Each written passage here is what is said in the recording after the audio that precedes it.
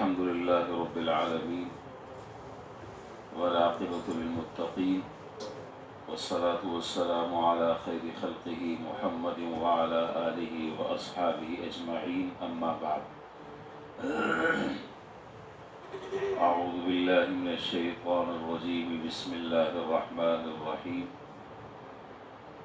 يا أيها الذين آمنوا لا تقدموا بين يدي الله ورسوله واتقوا الله إن الله سميع عليم يا أيها الذين آمنوا لا ترفعوا أصواتكم فوق صوت النبي ولا تجهروا له بالقول كجهر بعضكم لبعض أن تحبط أعمالكم وأنتم لا تشعرون صدق اللہ العظیم۔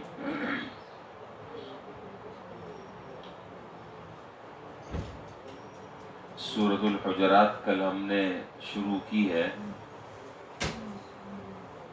اور سورۃ الحجرات کی پہلی 2 آیتیں کل تلاوت کی تھی، ان کا ترجمہ بھی عرض کیا تھا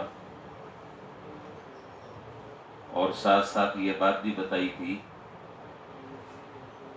کہ سورۃ الحجرات کی ابتدائی آیات کا شان نزول کیا ہے، کس واقعے کے پس منظر میں یہ آیتیں قرآن کریم میں اللہ تعالیٰ نے نازل فرمائی ہیں۔ اس ضمن میں اور بھی کچھ باتیں آ گئی تھیں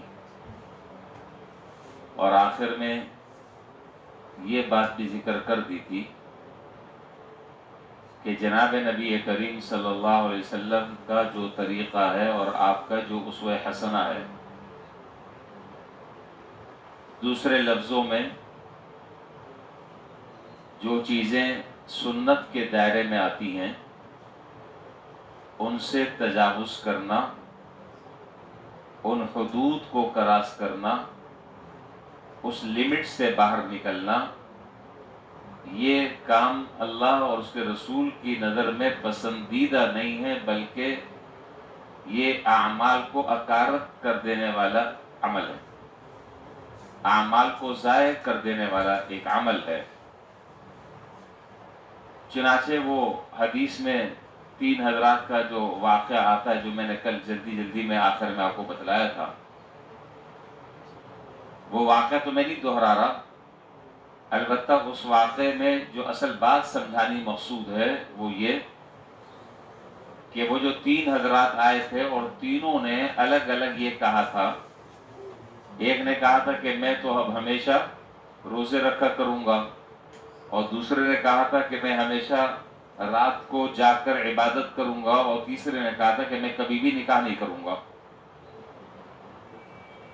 جب جناب نبی کریم صلی اللہ علیہ وسلم تشریف لائے اور ان کو بتایا گیا کہ آنے والوں کو جب ہم نے آپ کے ذاتی حالات اور ذاتی معمولات سے آگاہ کیا تو ان کا یہ رد عمل تھا اور انہوں نے یہ کہا۔ اس پر جناب نبی کریم صلی اللہ علیہ وسلم نے وہ جملہ ارشاد فرمایا کہ فَمَن رَغِبَ عَن سُنَّتِي فَلَيْسَ مِنِّي، جو آدمی میری سنت سے اعراض کرے گا اور میری سنت اور میرے طریقے کو چھوڑے گا وہ مجھ سے نہیں ہے۔ یہاں میں جس پہلو کی طرف آپ کی میں آج توجہ مبذول کرانا چاہتا ہوں وہ یہ ہے، سوچنے کی بات یہ ہے، اور یہی اگر ایک نقطہ سمجھ میں آ گیا تو بہت ساری چیزیں انشاءاللہ خود بخود کلیئر ہو جائیں گی۔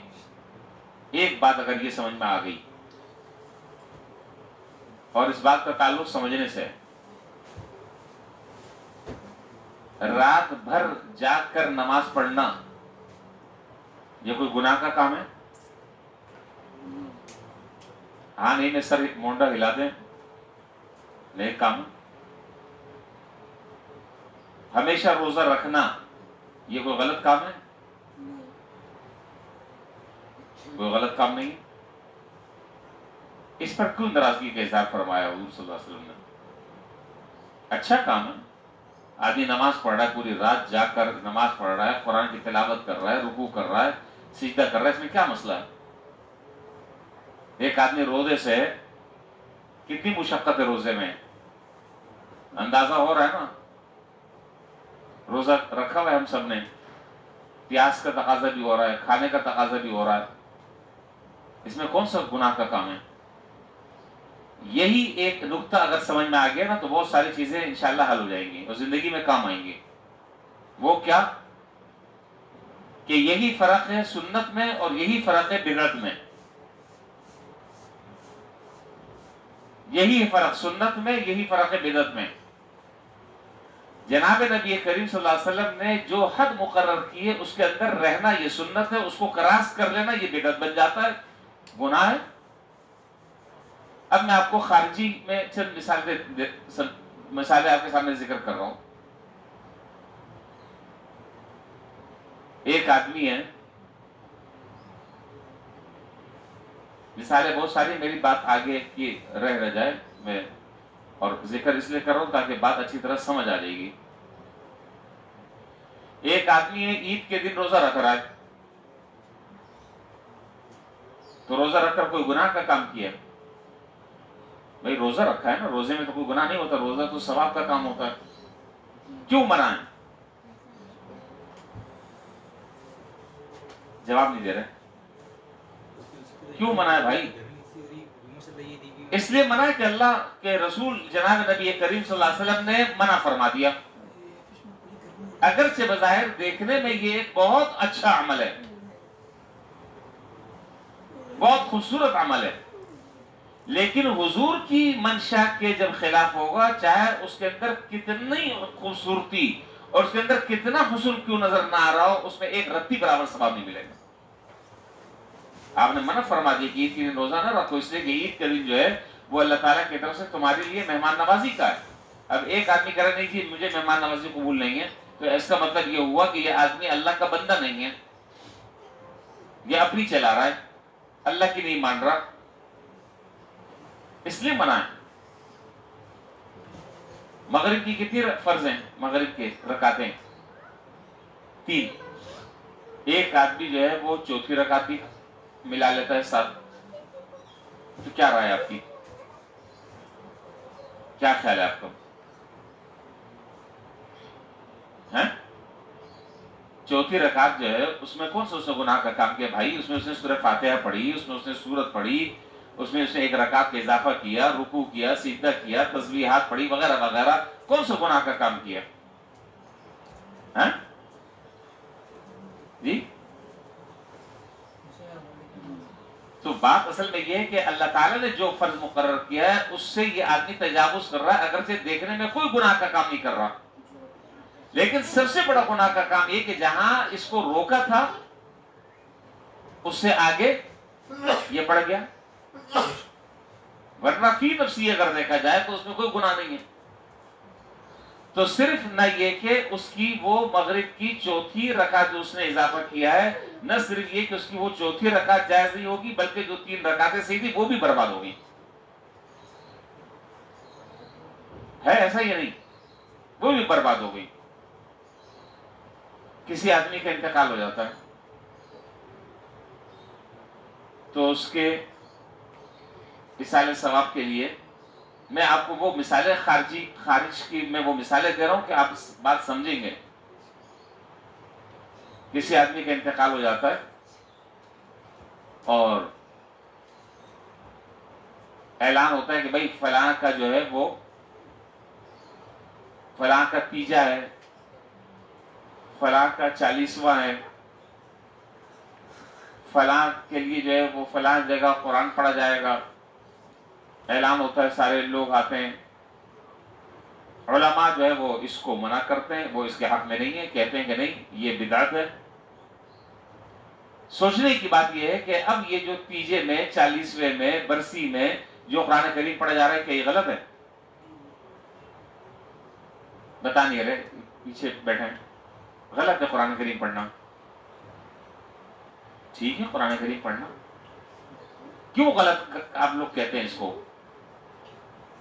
تو بات اصل میں صرف اتنی سی ہے کہ بھائی قرآن کریم پڑھنے کو کوئی منع نہیں کرتا، قرآن کریم پڑھنے کو کوئی منع نہیں کرتا، ہم منع اس لیے کرتے ہیں کہ آپ نے جو اس کے لیے دن متعین کر دیا ہے، اللہ اور اس کے رسول نے کوئی دن متعین نہیں کیا. میں اگر دن متعین کر رہا ہوں تو گویا کہ میں دین میں ایک طریقے کی زیادتی اور اضافہ کر رہا ہوں. تو کیا مجھے یہ رائٹ پہنچتا ہے کہ میں دین میں اضافہ کر دوں یا کمی کر دوں؟ بھائی ایک آگے پیچھے نہیں جاؤ، آرام سے ایک جگہ بیٹھو. اگر بیٹھنا ہے نہیں تو پھر پیچھے جاؤ، آگے پیچھے نہیں ہو. تو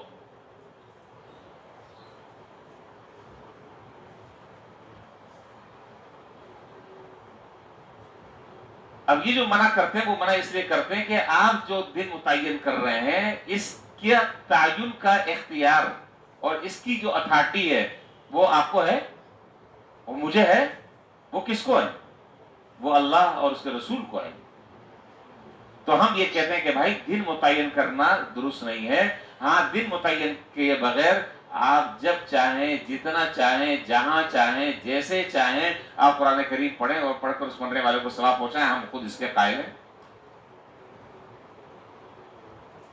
نہیں سمجھ میں آ رہی بات؟ منع کرنے کی وجہ یہ ہے قرآن پڑھنے سے کوئی نہیں روکتا. یہ بالکل ایسا ہے، بالکل ایسا ہی ہے کہ 3 اوقات آپ کو پتا ہے کہ مکروہ اوقات کہلاتے ہیں، پتا ہے نا؟ 3 اوقات جو ہے وہ مکروہ اوقات کہلاتے ہیں. ان 3 مکروہ اوقات میں ایک آدمی بڑے خشوع خضوع کے ساتھ نماز پڑھ رہا ہے، آپ کیا کہیں گے اس کو؟ بول نہیں رہے، ایسے بیٹھے ہیں بالکل سمم بکمن. نماز نہیں ہوگی، منع کرتے ہیں. کیوں منع کر رہے؟ بیچارہ تو نماز پڑھ رہا ہے، اچھا کام کر رہا ہے، کوئی چوری تھوڑی کر رہا ہے. اس لیے کہ اس وقت میں جناب نبی کریم صلی اللہ علیہ وسلم نے نماز پڑھنے سے منع فرمایا. یہ آپ کے حکم کی حکم عدولی کر رہا ہے،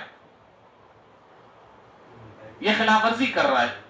آپ نے منع فرما دیا. بس اب وہ کام چاہے دیکھنے میں کتنا اچھا کیوں نہ ہو، لیکن جب منع کر دیا تو اب وہ کام کرنا.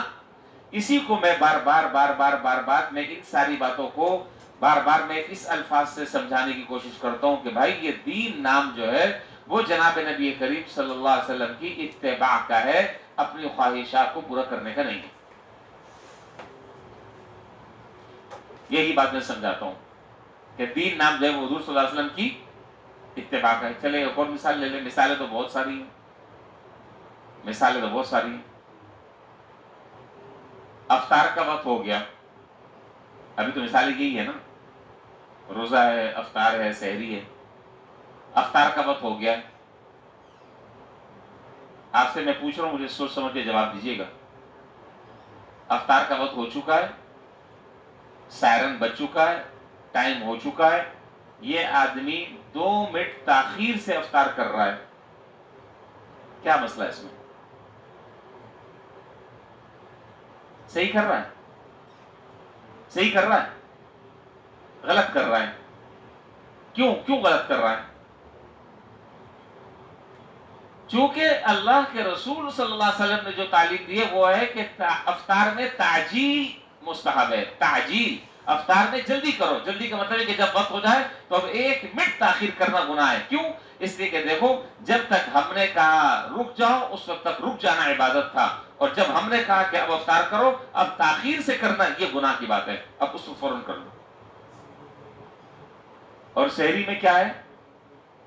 تاخیر مستحب ہے. سحری میں کیا ہے؟ آپ لوگوں کو تاخیر پر عمل آپ لوگ تو نہیں کرتے ہوں گے، لیکن ہم تو روزانہ ہی تاخیر پر عمل کرتے ہیں. ہم تو آخری 10 منٹ 12 منٹ ہوتے ہیں تو پھر ہم بیٹھتے ہیں سحری کے لیے. اس سے پہلے اپنا، اور ایسا کوئی تقاضا بھی کھانے کا نہیں ہوتا. تو ہمیں تو یہ مستحب وقت الحمدللہ روزانہ ہی ملتا ہے. بس آخری 10 12 15 منٹ بس. کبھی ہمیں یاد نہیں کہ ہمارے یہاں کوئی آدھا گھنٹہ پہلے دسترخوان پر بیٹھا ہو.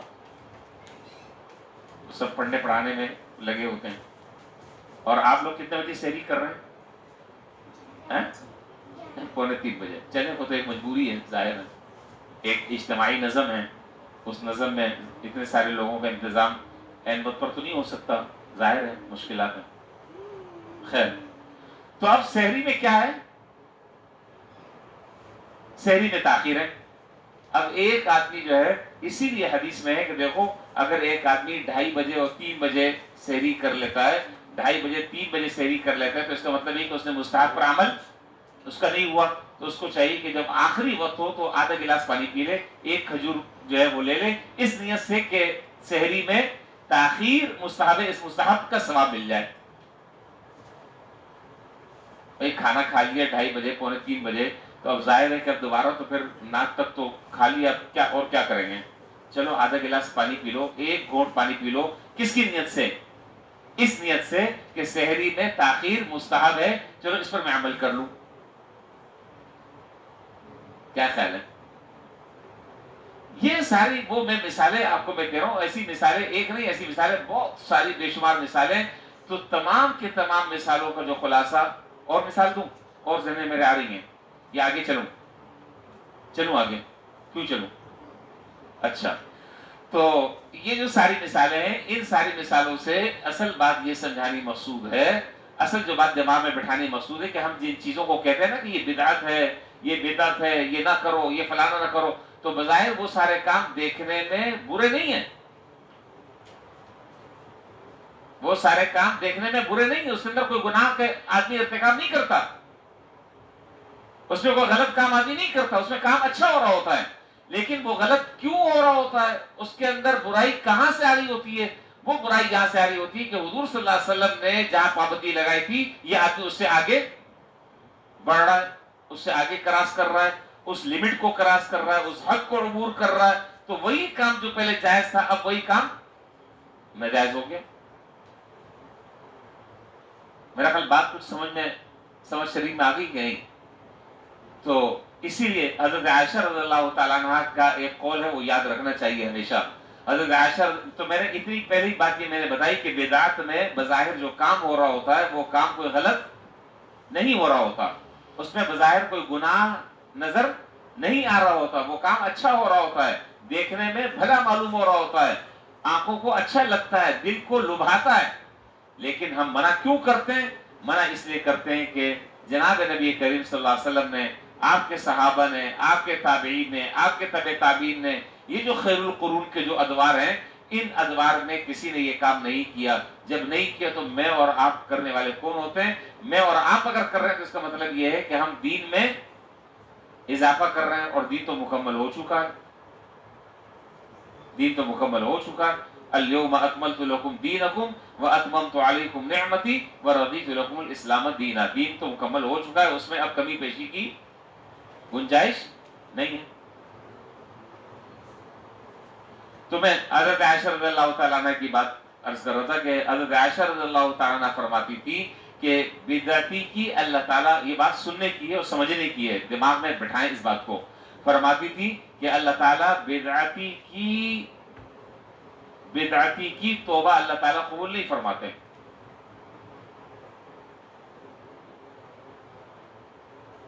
بدعتی کی توبہ قبول نہیں ہوتی. کون بتائے گا کیوں نہیں ہوتی؟ کون بتائے گا؟ مجھے یار آواز نہیں آ رہی. ایسی بات کرے پبلک سمجھے, میں تو سمجھ لوں گا, یہ پبلک نہیں سمجھے گی, عوام کو سمجھانا ہے. ہاں جی, کون بتائے گا؟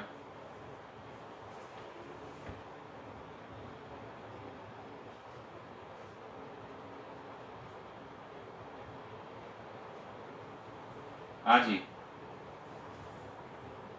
اللہ اکبر. اچھا جی, وجہ اس کی اصل میں یہ ہے, بات ذرا سمجھیں.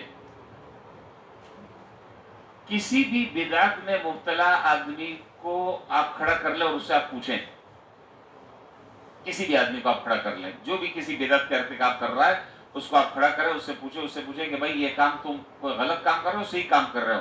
تو وہ کیا جواب دے گا کہ میں صحیح کام کر رہا ہوں. تو صحیح کام پر آدمی کبھی توبہ کرتا ہے؟ یہ ہے وجہ.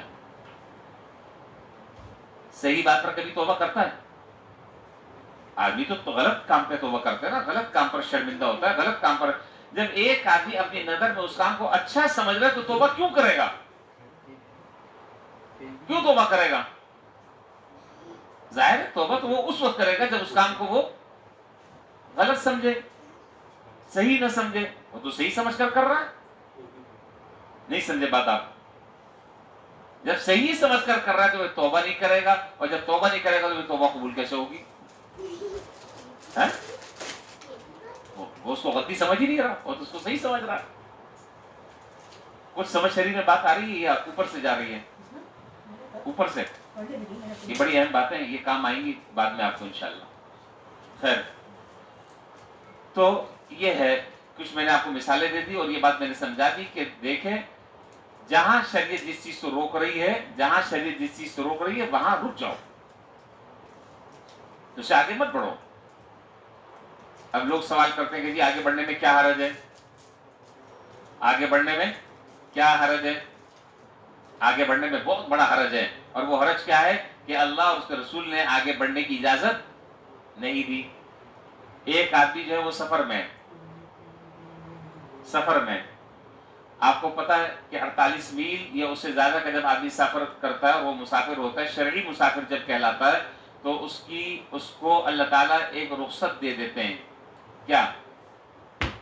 نمازوں میں قصر،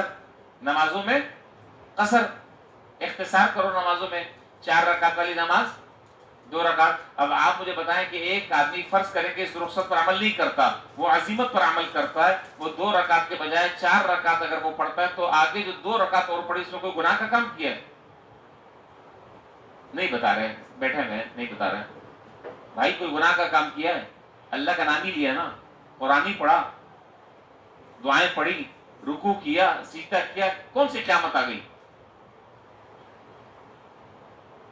تو سب سے بڑی خرابی یہ آ گئی کہ یہ اللہ تعالیٰ ایک آدمی کو جب رخصت دے رہے ہیں، اب یہ اللہ تعالیٰ سے کہتا ہے کہ نہیں مجھے رخصت کی ضرورت نہیں ہے، میں تو بڑا بہادر ہوں، میں 2 کی بجائے 4 پڑھوں گا، تو گویا کہ اللہ کی نافرمانی کا ارتکاب کر رہا ہے۔ نافرمانی ہوئی نہیں ہوئی؟ وہ کہہ رہے ہیں 2 پڑھو، وہ کہہ رہا ہے کہ نہیں میں، تو بھائی بندہ جو ہے بندہ بن کے رہو نا، بندے بن کے، اور بندے کا کام ہوتا ہے اللہ کی مان کر چلنا، بندے کا کام ہوتا ہے اللہ کی مان کر چلنا ہے، جہاں کہہ رہے ہیں کرو وہ کرنا ہے، جہاں کہتے ہیں رک جاؤ وہاں رک جاؤ، وہ کہتے ہیں کہ ایسے کرو ایسے کرنا ہے، وہ کہتے ہیں کہ ایسے کرو ایسے کرنا ہے، بس ہماری اپنی مرضی کیا ہے؟ ہم کون ہیں؟ ہم تو ہر کام میں محتاج ہیں کس کے؟ اللہ اور اس کے رسول کے حکم کے محتاج ہیں، جیسے اللہ اور اس کے رسول بتلائیں گے ہم اسی طرح کریں گے، ہم اپنی طرف سے ذرا برابر اس میں اضافہ نہیں کر سکتے۔ کچھ سمجھ میں آ رہی ہے نہیں آ رہی؟ اب میں دوبارہ آ رہا ہوں اس آیت پر جو میں نے کل دوبارہ آیت پڑھی تھی، دیکھیں دوبارہ ذرا اس آیت کو، فرمایا یا ایھا الذین آمنوا لا تقدموا بین یدی اللہ ورسولہ واتقوا اللہ، اے ایمان والو اللہ اور اس کے رسول سے آگے مت بڑھو۔ آگے بڑھنے کا مطلب میں آپ کو کل بتا چکا ہوں، اور امید ہے کہ انشاءاللہ اللہ کی ذات سے امید ہے کہ ذہن میں نہیں ہوگا، بھول بھی گئے ہوں گے انشاءاللہ۔ ہے ذہن میں ہے باتیں؟ اب میں ساری باتوں کو میں ریوائز کرنے لگوں تو میرا کام ہو گیا، میں نے دے دیا درس قرآن، یاد آ جائے گی۔ اچھا، تو بہت ساری میں نے باتیں بتائی تھی کہ اللہ اور اس کے رسول سے آگے بڑھنے کا کیا مطلب ہے۔ ایک مطلب یہ ہے کہ جب حضور صلی اللہ علیہ وسلم مجلس میں بیٹھے ہوئے ہوں اور آپ کوئی گفتگو فرما رہے ہوں اور آپ سامنے والوں سے کسی بات کا مشورہ نہ کریں، کسی سے کوئی رائے نہ لیں، اپنی رائے کا اظہار نہ کریں، تو بڑھ چڑھ کر نبی کے سامنے مت بولو۔ بات آ گئی ذہن میں کہ نہیں؟ ایک بات۔ دوسرا کہ جب نبی جا رہے ہوں راستے میں تو ان سے آگے آگے مت چلو، پیچھے ہو کے چلو، آگے مت پڑھو۔ اور میں نے آپ کے سامنے ذکر کر دیا تھا اس آیت کا پس منظر کہ حضرت بکر صدیق رضی اللہ تعالیٰ عنہ اور حضرت عمر فاروق رضی اللہ تعالیٰ عنہ نے از خود حضور سے پوچھے بغیر اپنی رائے سے بتا دیے کہ جی ان کو امیر بنا دیا جائے، انہوں نے کہا کہ ان کو بنا دیا جائے، جس کی کل تفصیل گزر چکی ہے، تو اس پر یہ آیتیں نازل ہو گئیں۔ تو اس کے بعد میں نے یہ ذکر کیا تھا کہ یہ دونوں حضرات بھی اتنا زیادہ محتاط ہو گئے کہ حضرت ابوبکر صدیق رضی اللہ تعالیٰ عنہ نے تو قسم کھا لی کہ آئندہ تو میں پوری زندگی آہستہ آواز سے بات کروں گا اور ایسے بات کروں گا جیسے کوئی آدمی کسی کے کان میں سرگوشی کرتا ہے۔ ادب کا حال یہ ہو گیا۔ اور حضرت عمر رضی اللہ تعالیٰ عنہ کو اس کے بعد سے حال یہ ہو گیا تھا کہ جب یہ آیات نازل ہوئی تو آپ اتنا آہستہ بولتے تھے کہ حضور صلی اللہ علیہ وسلم کو کئی دفعہ پوچھنا پڑتا تھا کہ بھائی ذرا زور سے بولو، کیا کہہ رہے ہو؟ ذرا آپ اونچی آواز سے بولو کیا کہہ رہے ہو. اور ایک اور صحابی تھے حضرت ثابت بن قیس رضی اللہ تعالیٰ عنہ. وہ اس معاملے میں تو نہیں تھے لیکن شراح حدیث نے اور محدثین نے ان کا نام بھی ذکر کیا. حضرت ثابت بن قیس، ان کا بھی بڑا عجیب و غریب ان کے حالات ہیں. اگر آپ کہیں تو میں سنا دوں. حضرت ثابت بن قیس رضی اللہ تعالیٰ عنہ یہ بھی بڑے جلیل القدر صحابی ہیں. ان کی آواز بھی قدرتی طور پر بلند تھی. جیسے آپ نے دیکھا ہوگا نا بعض لوگوں کی آواز بہت بلند ہوتی ہے، وہ بولتے آہستہ ہے لیکن وہ آواز ایسا لگتا ہے جیسے پوری گونج رہی ہے. اب کیا کرے آدمی، منہ پہ کپڑا تو نہیں لپیٹ سکتا، کیا کرے. اللہ کی طرف سے کسی کی آواز بہت زیادہ وہ آرام سے بولتا ہے لیکن وہ آواز جو ہے وہ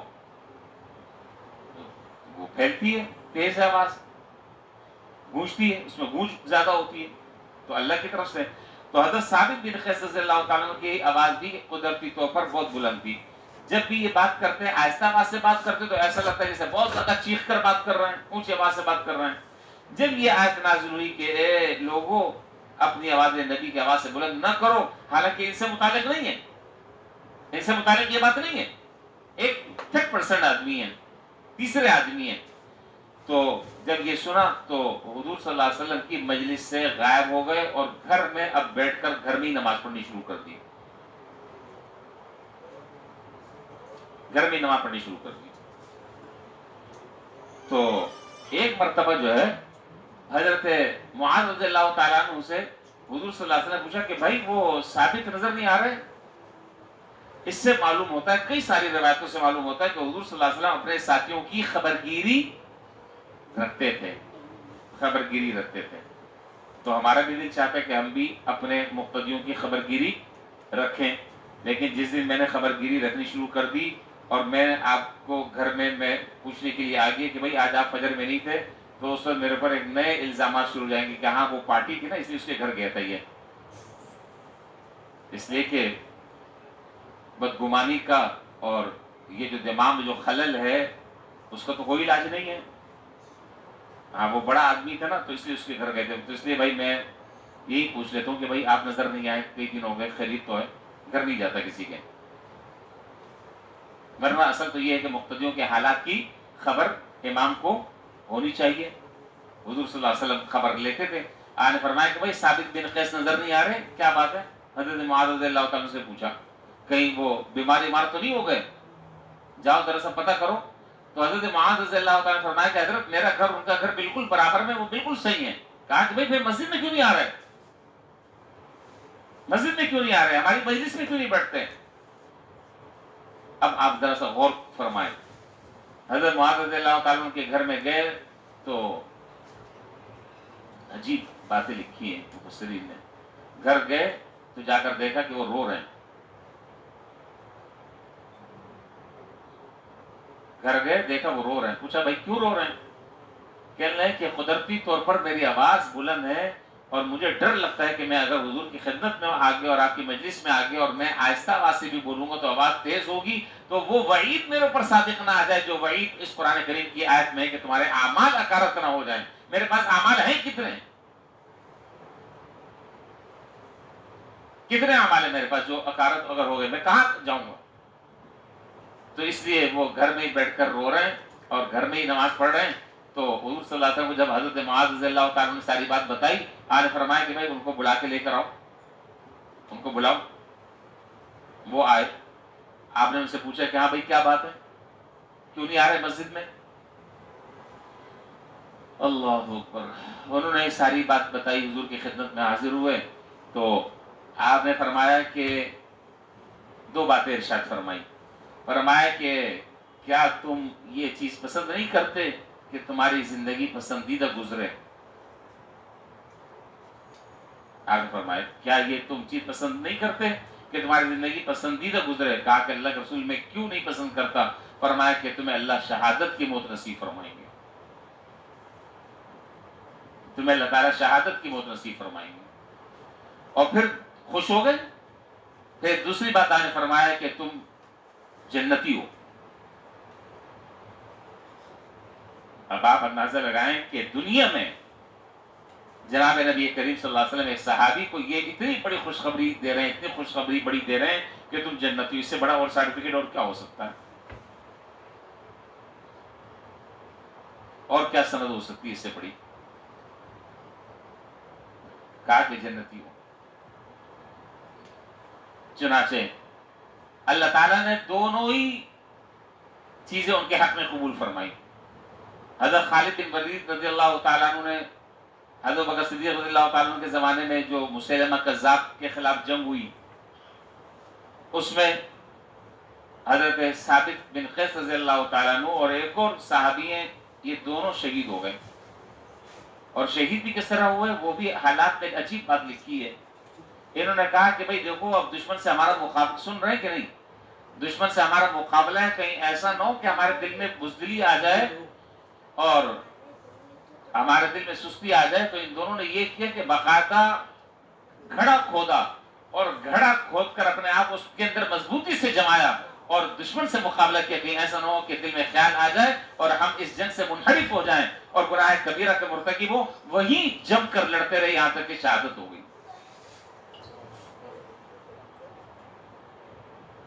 شہادت اللہ تعالیٰ نے نصیب کر دی۔ اچھا، جب یہ امام قرطبی رحمۃ اللہ علیہ نے تفسیر قرطبی میں، جس کو احکام القرآن بھی کہا جاتا ہے، عربی میں کئی جلدوں میں، یہ طالب علم جتنے ہیں یہ جانتے ہیں، امام قرطبی رحمۃ اللہ علیہ نے ذکر کیا ہے کہ حضرت ثابت بن قیس رضی اللہ تعالیٰ عنہ جب شہید ہوئے تو انہوں نے بہت اعلیٰ قسم کی ایک زرہ پہن رکھی تھی۔ زرہ جانتے ہیں آپ؟ زرہ بتاؤ بھائی۔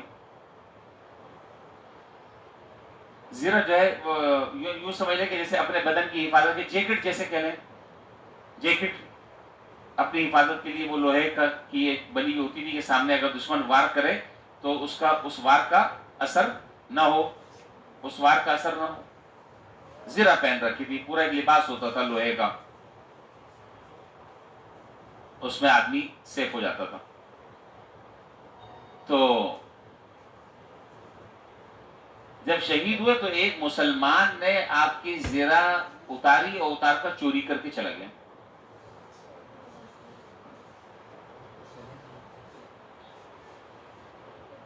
صحابی بھی تو صحابی تھے نا، صحابی بھی تو صحابی ہیں۔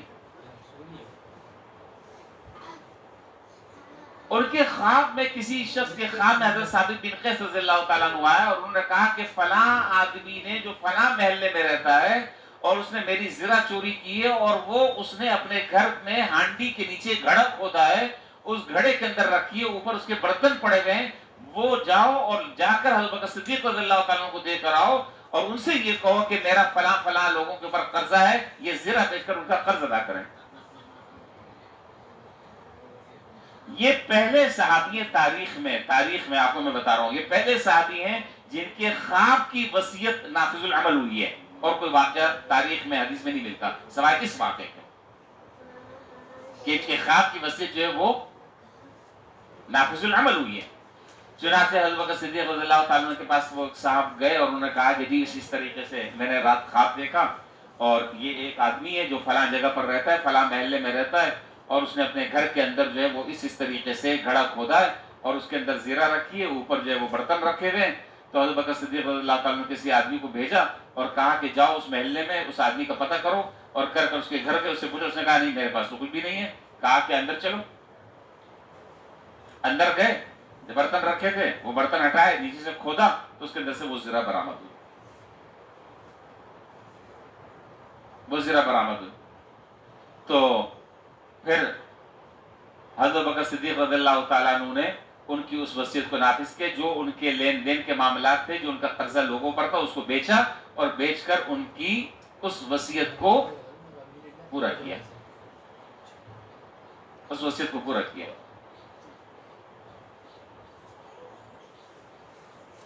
یہ ہے، اور کوئی حدیث میں، تاریخ میں، مستند تاریخوں میں اس کے علاوہ کوئی اور مثال نہیں ملتی سوائے اس ایک مثال کے۔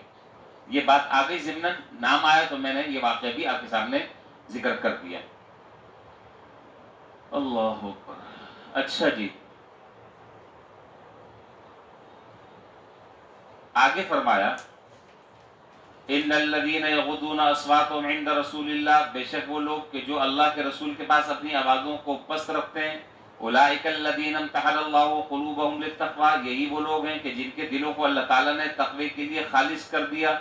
جو لوگ نبی کی مجلس میں بیٹھ کر اپنی آوازوں کو پست رکھتے ہیں، ان کے دلوں میں ادب آ گیا ہے، تقوی اور طہارت، تو سمجھ لو کہ وہ اللہ تعالیٰ کے نیک منتخب بندے ہو گئے، ان کے لیے مغفرت بھی ہے اور ان کے لیے اجر عظیم بھی ہے۔ سمجھ آ گئی بات؟ اور پیچھے یہ آیت بھی گزر گئی ہے کہ تم اس طریقے سے نبی کے سامنے باتیں نہ کرو، کل گزری تھی، اس طریقے سے نبی کے سامنے باتیں نہ کرو جس طرح تم آپس میں ایک دوسرے سے زور سے باتیں کرتے ہو، بے محابہ گفتگو کرتے ہو۔ نبی کا مقام تو انسانوں کے اندر سب سے زیادہ اعلیٰ اور ارفع ہے، اعلیٰ اور ارفع ہے۔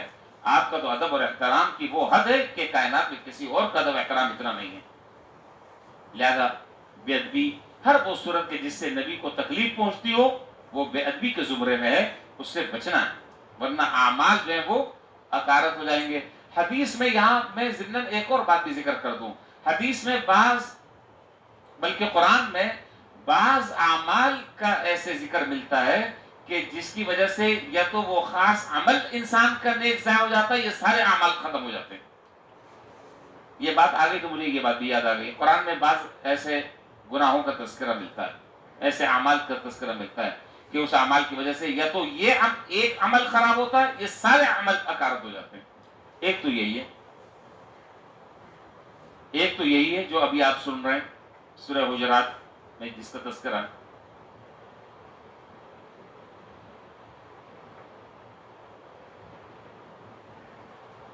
اور ایک جو ہے وہ تیسرے پارے میں، تیسرے پارے میں یا ایھا الذین آمنوا لا تبطلوا صدقاتکم بالمن والاذی، یا ایھا الذین آمنوا لا تبطلوا صدقاتکم بالمن والاذی، اے ایمان والو کسی کو کچھ دے کر، کوئی صدقہ دے کر، کوئی احسان کر کر، کوئی نیکی کر کر، احسان جتلا جتلا کر اپنی اس نیکی کو ضائع نہ کرو، تمہارا وہ عمل ختم ہو جائے گا۔ ایک آدمی کو کوئی وظیفہ باندھ دیا، ایک آدمی کے گھر میں آپ نے راشن دینا شروع کر دیا، ایک آدمی کے ساتھ آپ تعاون کرتے رہے، 8 سال 10 سال کرتے رہے، اب اس کے بعد اس بیچارے سے کوئی ایسا عمل سرزد ہو گیا کہ جو آپ کے مزاج کے موافق نہیں تھا۔ اب آپ نے کہا کہ بے حیا آدمی میرے خرچے پر پل رہا ہے اور اب تو مجھے آنکھیں دکھا رہا ہے، تو اس کا مطلب یہ ہوا کہ آپ نے جو بھی عمل آپ کرتے رہے اس کے ساتھ نیکی کرتے رہے، وہ ساری نیکی آپ نے ضائع کر دی۔ آپ نے اشارے میں کہہ دیا، کنایے میں کہہ دیا، اشارے کنایے میں کہہ دیا کہ ہاں ہمارے خرچے پر پل رہے ہو اور پھر اب ہمیں آنکھیں بھی دکھا رہے ہو، احسان فراموش۔ اللہ تعالیٰ کو یہ چیز پسند نہیں، تو اس سے سارے اعمال تو اکارت نہیں ہوں گے، سن رہے ہیں کہ نہیں؟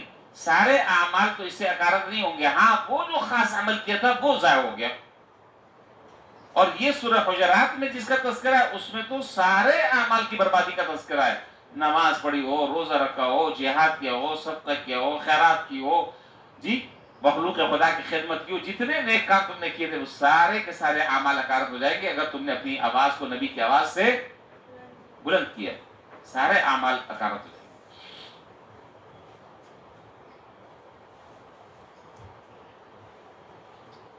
بات سمجھ شریف میں آ گئی؟ اللہ اکبر۔ ان الذین ینادونک من وراء الحجرات اکثرهم لا یعقلون، اور بے شک وہ لوگ کہ جو آپ کو کمروں کی دیواروں کے پیچھے سے پکارتے ہیں ان میں اکثر سمجھدار نہیں ہیں۔